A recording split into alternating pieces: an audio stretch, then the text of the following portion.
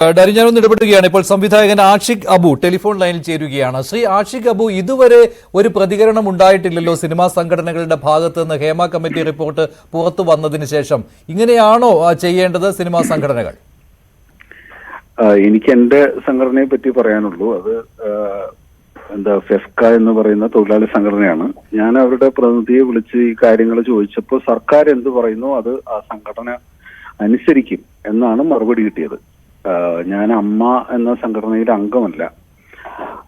പിന്നെ എനിക്ക് ലോജിക്കലായ ഒരു ചോദ്യം, എന്തുകൊണ്ടാണ് സംഘടനകളെ നമ്മൾ ഇത്ര അധികം ഇതിനു വേണ്ടി ഡിപ്പെൻഡ് ചെയ്യുന്നത്? അവരുടെ അഭിപ്രായം, അവര് സാമൂഹ്യ നീതി ഉറപ്പാക്കിക്കൊണ്ടൊരു ഒരു സിസ്റ്റം ഉണ്ടാക്കുന്നൊക്കെ ഒരു സംഘടനയെ എന്തുകൊണ്ടാണ് ഉത്തരവാദിത്വത്തിൽ നിർത്തുന്നതെന്ന് എനിക്ക് മനസ്സിലാവുന്നില്ല. ഇതെല്ലാം ചെയ്യേണ്ടത് സംസ്ഥാന സർക്കാരാണെന്നാണ് ഞാൻ മനസ്സിലാക്കുന്നത്. അങ്ങനെയാണെങ്കിൽ സംസ്ഥാന സർക്കാർ ചെയ്യേണ്ട കാര്യങ്ങൾ ഇപ്പോൾ ചെയ്യുന്നുണ്ടോ? ഇപ്പോൾ സംസ്ഥാന സർക്കാർ ഇപ്പോഴും പറയുന്നത്, മന്ത്രിമാർ ഇപ്പോഴും പറയുന്നത് പരാതിയില്ല ഈ വിഷയങ്ങളിൽ ഒന്നും എന്നാണ്. അങ്ങനെയാണോ ചെയ്യേണ്ടത്? ഒരിക്കലും അല്ല. എന്റെ വ്യക്തിപരമായിട്ടുള്ള അഭിപ്രായം, തോറ്റുപോകുമെന്ന് ഉറപ്പാണെങ്കിൽ പോലും ഒരു ഇടതുപക്ഷ സർക്കാർ ഈ പാർശ്വവൽക്കരിക്കപ്പെട്ട, ആക്രമിക്കപ്പെട്ട ഒരു ജഡ്ജിന് മുമ്പിൽ ഞങ്ങൾ ആക്രമിക്കപ്പെട്ടു എന്ന് സർക്കാരിനോടാണല്ലോ ഇത് പറഞ്ഞത്. ഒരു ഹേമ കമ്മിറ്റി എന്ന് പറയുന്നത് സ്റ്റേറ്റ് തന്നെയല്ലേ. അപ്പോൾ സ്വാഭാവികമായിട്ടും അവരുടെ കൂടെ നിൽക്കണമായിരുന്നു എന്നുള്ളത് തന്നെ. അത് പോകുന്ന ഒരു കേസാണെങ്കിൽ പോലും, അല്ലെങ്കിൽ ഈ 4 വർഷം മുമ്പ്, 4.5 വർഷം മുമ്പ് ഈ റിപ്പോർട്ട് കയ്യിൽ കിട്ടുന്ന വേളയിലെങ്കിലും എന്തെങ്കിലും തരത്തിലുള്ള ഇടപെടൽ സർക്കാർ ഈ ക്രിമിനൽ കുറ്റങ്ങളുടെ കാര്യത്തിൽ നടത്തണമായിരുന്നു. അത് വലിയ വീഴ്ചയാണ് സർക്കാരിന്റെ ഭാഗത്ത് നിന്ന് ഉണ്ടായിട്ടുള്ളത്. ശ്രീ ആഷിഖ് അബു, ഈ റിപ്പോർട്ട് കയ്യിൽ വെച്ചുകൊണ്ട് 4.5 വർഷം ഇരുന്നത് തന്നെ വലിയ വീഴ്ചയാണെന്നുള്ള കാര്യത്തിൽ യാതൊരു സംശയമില്ലല്ലോ. സർക്കാർ അവിടെയും പറയുന്നത് വിവരാവകാശ കമ്മീഷണറുടെ ഉത്തരവ് ഉണ്ടായിരുന്നു, അതുപോലെ തന്നെ ജസ്റ്റിസ് ഹേമയുടെ കത്തുണ്ടായിരുന്നു എന്നാണ്. പക്ഷേ അതൊക്കെ മറികടക്കുവാൻ സർക്കാരിന് സാധിക്കുമായിരുന്നു എന്നുള്ള കാര്യത്തിൽ യാതൊരു സംശയവും താങ്കൾക്കില്ലല്ലോ? ഒരിക്കലുമില്ല. ഇനിയിപ്പോ എന്തൊക്കെ തടസ്സങ്ങൾ വന്നാലും അതിനെ മറികടക്കാനുള്ള ഇച്ഛാശക്തി ഇല്ലാത്ത ഗവൺമെന്റ് അല്ല ഇത്. ഞാൻ ഒരിക്കലും അങ്ങനെ വിശ്വസിക്കില്ല. ഇത്തരം ഒരു അനീതിക്കെതിരെ ഏത് തലത്തിൽ വരെ പോരാട്ടം കൊണ്ടുപോകാൻ പറ്റുന്ന ശക്തിയുള്ള ഒരു ഗവൺമെന്റാണ് ഇതെന്നാണ് ഞാൻ വിശ്വസിക്കുന്നത്. ഒട്ടും ദുർബലമല്ല ഈ ഗവൺമെന്റ്. നിയമത്തിന്റെ കാര്യത്തിലാണെങ്കിലും ഈ ഒരു കാര്യത്തിന് വേണ്ടി, ഈ ഇരകൾക്ക് വേണ്ടി നിൽക്കാൻ വേണ്ടി സുപ്രീം കോടതി വരെ പോകണമായിരുന്നു സർക്കാർ. പക്ഷെ അത് എന്തുകൊണ്ട് പോയില്ല എന്നാണ് താങ്കൾക്ക് അതിലൊരു വിലയിരുത്തൽ ഉണ്ടാവുമല്ലോ. സർക്കാർ മറുപടി പറയണം. അത് സർക്കാർ മറുപടി പറയുന്നതന്നെയാണ്. എന്ത് തടസ്സങ്ങൾ, ഈ പറയുന്ന എന്ത് തടസ്സങ്ങൾ, വിവരാവകാശ കമ്മീഷന്റെ തടസ്സങ്ങൾ ഉണ്ടെങ്കിൽ അത് മറികടക്കാൻ ഉള്ള ഇച്ഛാശക്തിയും രാഷ്ട്രീയ ക്ലാരിറ്റിയും പൊളിറ്റിക്കൽ വില്ലും ഒക്കെ ഉള്ള സർക്കാരാണല്ലോ ഇത്. അല്ല, ഈ തടസ്സങ്ങൾ സർക്കാർ ഇതിനകം പറഞ്ഞു കഴിഞ്ഞുവല്ലോ. അത് ഈ വിവരാവകാശ കമ്മീഷണർ ആയിരുന്നു തടസ്സം, പിന്നെ ജസ്റ്റിസ് ഹേമയുടെ കത്തായിരുന്നു. ആവർത്തിച്ച് ചോദിക്കുമ്പോഴും അത് തന്നെ സർക്കാർ പറയുമ്പോൾ എന്തോ സർക്കാരിനെ പിടിച്ചു വലിക്കുന്നുണ്ട് എന്ന കാര്യത്തിൽ യാതൊരു സംശയവും പൊതുസമൂഹത്തിന് തോന്നാതിരിക്കില്ലല്ലോ. അത് ഈ ഹേമ കമ്മിറ്റി റിപ്പോർട്ടിൽ തന്നെ പറയുന്ന ഒരു കാര്യമുണ്ട്, പവർ ഗ്രൂപ്പ് ഇൻ സിനിമ എന്നുള്ളത്. അതാണോ? എന്താണ് സംശയം എന്ന് എനിക്ക് സംശയമില്ല കാര്യത്തിൽ. കാരണം ഇത്ര ഇച്ഛാശക്തിയുള്ള, കരുത്തരായ മന്ത്രിമാരുള്ള, ഏറ്റവും ശക്തനായ മുഖ്യമന്ത്രിയുള്ള ഒരു ഗവൺമെന്റിനെ പോലും ഈ രൂപത്തിലാക്കാൻ പറ്റുന്ന ഒരു പവർ ഗ്രൂപ്പ് ഇവിടെ ഉണ്ടെന്നല്ലേ വിശ്വസിക്കേണ്ടത്. അല്ലാതെ ഇവർക്കാർക്കും ഇതിന്റെ ഗൗരവം മനസ്സിലായില്ല എന്ന് എനിക്ക് തോന്നുന്നില്ല. അല്ല, താങ്കൾ അപ്പോൾ ആദ്യം പറഞ്ഞ കാര്യത്തിലേക്ക് ഞാൻ പോവുകയാണ്. സിനിമാ സംഘടനകളെ എന്തിനാണ് നമ്മൾ ഡിപ്പെൻഡ് ചെയ്യുന്നത് എന്ന്.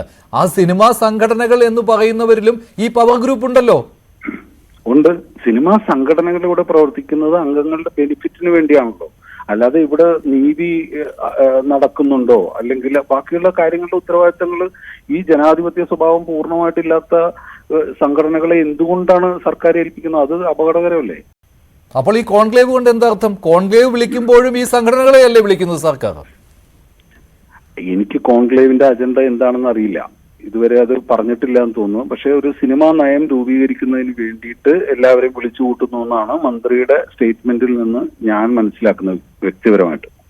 ശ്രീ ആഷിഖ് അബു, ഇവിടെ അപ്പോൾ ഉദ്ദേശിക്കുന്ന കാര്യം എന്ന് പറയുന്നത് ഇതുവരെ കഴിഞ്ഞതൊക്കെ ഓക്കെ, അതങ്ങ് പോട്ടെ, ഇനി അങ്ങോട്ട് ഒന്നും വരാതെ ഞങ്ങൾ സൂക്ഷിച്ചു കൊള്ളാം, ഇതാണ് സർക്കാർ പറയുന്നത്. അതാണല്ലോ ഈ നയത്തിലേക്ക് പോകുന്നതും സ്ത്രീ സുരക്ഷ ഉറപ്പാക്കും എന്നൊക്കെ പറയുന്നത്. അങ്ങനെയല്ലല്ലോ വേണ്ടത് യഥാർത്ഥത്തിൽ. അങ്ങനെ ചെയ്യുന്നതിന് ഒരു സർക്കാർ എന്ന് വിളിക്കാൻ പറ്റുമോ? സ്റ്റേറ്റ് എന്ന് പറഞ്ഞാൽ അത് ജനങ്ങൾക്ക് വേണ്ടി നിൽക്കേണ്ടതല്ലേ? ഇവിടെ ഒരു പ്രശ്നമുണ്ട് എങ്കിൽ അത് തേച്ചു മായ്ച്ചു അത് പോട്ടെ എന്ന് പറയാൻ എന്തിനാണ് ഇവിടെ ഒരു സർക്കാർ ഉള്ളത്? അപ്പോൾ താങ്കൾ ഉൾപ്പെടുന്ന സംഘടനയ്ക്കും ആവശ്യപ്പെടാമല്ലോ, ഫെഫ്കയ്ക്ക് ആവശ്യപ്പെടാമല്ലോ ഈ ഹേമ കമ്മിറ്റി റിപ്പോർട്ടിൽ ഒരു നടപടി വേണം എന്ന്. അതാണല്ലോ സംഘടനകളുടെ പ്രസക്തി എന്ന് പറയുന്നത്. സംഘടനകൾ ഇങ്ങനെ അവരെ അങ്ങോട്ട് മാറ്റി നിർത്താൻ പറ്റുകയില്ല, അവരെ ഡിപ്പെൻഡ് ചെയ്യാതിരിക്കാനും പറ്റില്ല. കാരണം സംഘടനകൾ അത്ര ബലമുള്ളവരാണ് മലയാള സിനിമയിൽ എന്ന കാര്യത്തിൽ സംശയമില്ല. അവർക്ക് ഏത് കാര്യവും അട്ടിമറിക്കുവാനുള്ള കരുത്തുമുണ്ട്. ഈ സംഘടന എന്ന് പറയുമ്പോഴേ എല്ലാവരെയും നമുക്ക് അങ്ങനെ കാണാൻ പറ്റില്ലല്ലോ. ഒരു തൊഴിലാളി സംഘടനയാണ്. ഈ തൊഴിലാളി സംഘടനകൾ ഇവിടെ അവരുടെ അവകാശങ്ങൾക്ക് വേണ്ടി വലിയ സമരങ്ങൾ നടത്തി വന്നിട്ടുള്ള സംഘടനകളാണ്. ഈ ഫെഫ്ക എന്ന് പറയുന്ന സംഘടന, അതിനകത്ത് ഒരുപാട് തൊഴിലാളികൾ അവരുടെ അവകാശങ്ങളൊക്കെ സംരക്ഷിക്കപ്പെടുന്ന ഒരു സംഘടനയാണ്. പക്ഷെ അതിന്റെ ഘടനയിൽ പ്രശ്നമുണ്ട്. ഞങ്ങളൊക്കെ അതിനകത്ത് പല രീതിയിലും അംഗങ്ങളാണെങ്കിൽ പോലും അതിന് വേറൊരു ഒരു ഉത്തരവാദിത്വം നിറവേറ്റാനുള്ള ഒരു ശക്തി ഉണ്ടെന്ന് എനിക്ക് തോന്നുന്നില്ല. ഇപ്പോൾ ഏറ്റവും ഒടുവിലായിട്ട് ഇപ്പോൾ ഈ ഹേമ കമ്മിറ്റി റിപ്പോർട്ടിൽ നമ്മളൊക്കെ അറിയുന്ന ഈ കാര്യങ്ങൾ പോലും അതൊക്കെ വിവരാവകാശ കമ്മീഷണർ ഒഴിവാക്കാൻ പറഞ്ഞ കാര്യങ്ങളിലും അപ്പുറം ഒഴിവാക്കലുകൾ നടന്നിട്ടുണ്ട്. അപ്പോൾ ഇത് ആരാണ് അങ്ങനെ ഒരു ശക്തി ഇത് നിയന്ത്രിക്കുന്നുണ്ട് എങ്കിൽ ഇപ്പോൾ ഇത് വെളിയിൽ വരരുത് എന്ന് ആഗ്രഹിക്കുന്നത് സ്വാഭാവികമായും സിനിമാ രംഗത്തുള്ളവരായിരിക്കുമല്ലോ. സംശയമില്ലാത്ത കാര്യമാണ്. ആരൊക്കെയാണ് ഈ ആരോപണ വിധേയർ എന്ന് സ്വയം സംശയിക്കുന്ന ആളുകൾ. അപ്പോൾ ആ ഒരു ഇടപെടൽ സർക്കാരിൽ ഇത്രമാത്രം സമ്മർദ്ദ ശക്തിയായി ചെലുത്താൻ ഇതെന്താണ്? ഇത് വലിയൊരു മാഫിയ സംഘമാണോ ഇവിടെ പ്രവർത്തിക്കുന്നത്? അല്ല, അതിന്റെ ഉത്തരം ആ റിപ്പോർട്ടിലുണ്ട് സർ. അതായത് ഇവിടെ ഒരു പവർ ഗ്രൂപ്പ് ഉണ്ടെന്നും ആളുകളെ ജോലി എടുക്കുന്നതിൽ നിന്നും വിലക്കുന്നുണ്ടെന്നും ഒക്കെ വ്യക്തമായിട്ട് ആ റിപ്പോർട്ടിലുണ്ടല്ലോ. നമ്മളെല്ലാവരും വായിച്ചാൽ മനസ്സിലാവുന്ന രൂപത്തിൽ.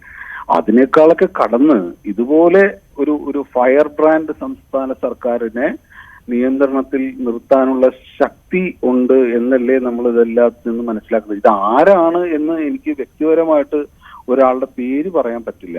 അത് അന്വേഷിച്ച് കണ്ടെത്തേണ്ടത് ഈ സർക്കാരിന്റെയും കൂടെ അല്ലെങ്കിൽ അവരെ നയിക്കുന്ന പാർട്ടിയുടെയും കൂടെ ഉത്തരവാദിത്തമാണ്. ആരന്വേഷിക്കും സാർ? ഇതുവരെയുള്ള പ്രതികരണങ്ങളിൽ നിന്ന് ആരന്വേഷിക്കും? ഇനിയിപ്പോൾ കോടതിയിൽ നിന്ന് വരാനിരിക്കുന്ന ഒരു ഉത്തരവ് മാത്രമല്ലേ ഇതിനകത്തൊരു പിടിവള്ളി എന്ന രീതിയിൽ നമുക്ക് പറയാൻ കഴിയുകയുള്ളൂ? അല്ല, അത് അഭിമാനമുള്ള ഒരു സർക്കാർ എങ്ങനെയാണ് ഇതിനോട് പ്രതികരിക്കുന്നതെന്ന് നമുക്ക് നോക്കാമേ. അല്ല, താങ്കൾ പറഞ്ഞത് ഫയർ ബ്രാൻഡ് സർക്കാർ എന്നാണ്. പക്ഷെ ഇതിനെ അങ്ങനെ വിളിക്കാൻ പറ്റില്ലല്ലോ ഈ സർക്കാരിനെ ഈ ഒറ്റ കാര്യത്തിൽ. കാരണം ഇവിടെ സ്ത്രീ സുരക്ഷയാണ് ചോദ്യം ചെയ്യപ്പെടുന്നത്. അതെ, അതുകൊണ്ടാണ് ഞങ്ങളെപ്പോലുള്ള ആളുകളൊക്കെ ആകുലപ്പെടുന്നത്, ഞങ്ങൾക്ക് രോഷമുണ്ടാവുന്നത്, ഞങ്ങളൊക്കെ നിരാശപ്പെടുന്നതിന്റെ കാരണം ഇതാണെന്നേ. ഞങ്ങളുടെയൊക്കെ പ്രതീക്ഷയായിരുന്ന, ഞങ്ങളൊക്കെ ഉറച്ചു വിശ്വസിക്കുന്ന ഒരു സർക്കാരിന്റെ ഭാഗത്തു നിന്ന് ഇത്തരം ഒരു സംഗതി ഉണ്ടാകുന്ന സമയത്ത് വലിയ രീതിയിൽ ഞങ്ങൾക്ക് അതിനകത്ത് രോഷമുണ്ട്, പ്രതിഷേധമുണ്ട്. വ്യക്തിപരമായിട്ട് എനിക്കതുണ്ട്. ശരി, നന്ദി ശ്രീ ആഷിഖ് അബു ഇത്രയും കാര്യങ്ങളിൽ പ്രതികരണം അറിയിച്ചത്. ഒരു ഇടത് സഹയാത്രികനായിട്ടുകൂടി ശ്രീ ആഷിഖ് അബു സർക്കാരിന്റെ ഇക്കാര്യത്തിലുള്ള നിലപാടിൽ അദ്ദേഹത്തിന് വ്യത്യസ്തമായ അഭിപ്രായമാണ് ഉള്ളത്. ഇക്കാര്യത്തിൽ